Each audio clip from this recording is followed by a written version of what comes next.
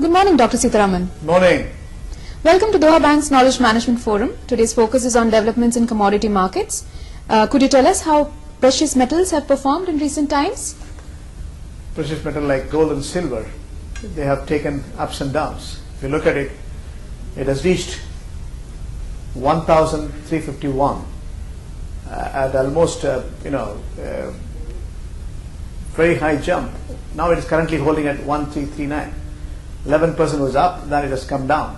Silver again, it has taken 21 plus, now it has come to 20.94 per ounce. So if you look at the job data which came from US, that was the trigger for these precious commodity to subsidize.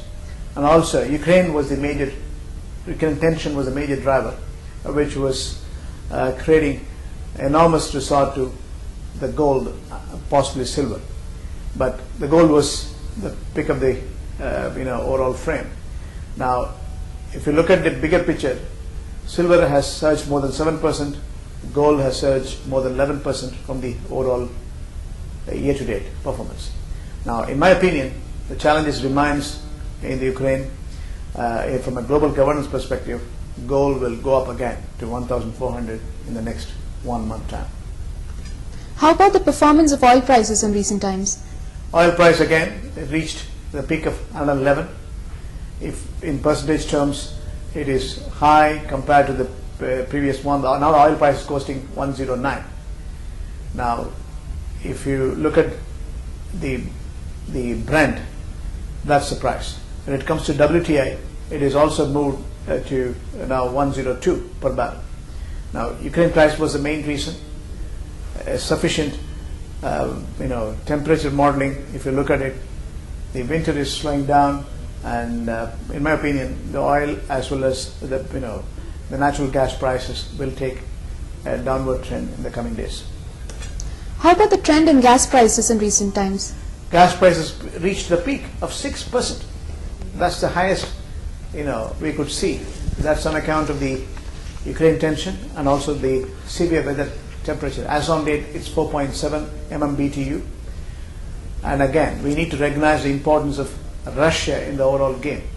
Russia plays a big role, and the Russia supplied continuously over the years, but in between 2006 to date, they have, on account of the political rift, they cut down the oil supply twice to Europe. That has created more tension. Natural gas prices will, in my opinion, will be costing between 4.5 to 5 in the coming days. What do you foresee for industrial metals? Industrial metals is a function of the industrial growth, especially China, which has got a huge factory outlets. Now, copper, if you look at it, it's 6805. Copper has fallen more than 7% in 2014. Copper prices record the biggest drop in 2 years. It's purely on account of the slowdown on China.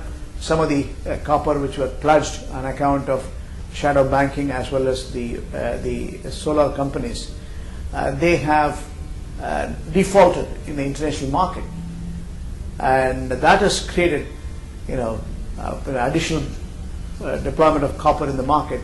That has brought the price down. Nickel is 15,266 per ton. That's on the higher side by 10%. When it comes to aluminium, 1723, that's again fallen by 1%. Overall, industrial expansion is slowing down, and the pace at which China is growing, again, you need a soft landing. Industrial commodities will come down in the coming days. Could we also have your insights on the trends in soft commodities? Soft commodities you can classify as corn, wheat, or soya bean. They all have come down. Now, if you look at the corn, 4.89 per bushel. When it comes to wheat, 6.54 per bushel, and soya bean is 14.57 per bushel. Now, the corn wheat price has gone up this year on account of the Ukraine tensions. Almost 13% corn was up, and again soya bean was up almost 10%. And Ukraine tension has made a major contributor for the whole game. Wheat prices also rose on account of the freezing temperature in the US. That's the trend we are seeing, and more than anything else, the drought in Brazil is the main culprit on account of which the commodity prices are moving up. Could you also tell us about soft commodities? Soft commodities, if you look at cocoa, the chocolates, where the ingredient 2981 per ton, it has surged almost 10%. Coffee, 196 per pound, $196 per pound. It has surged almost 75%. That's year to date. That's extraordinary. And again, you will attribute to the Brazil drought. Brazil is the world's biggest grower and exporter of coffee and sugar. Sugar again, it surged almost 8% to 18.01. So it's a mixed reactions in substance. The agricultural commodities have taken a different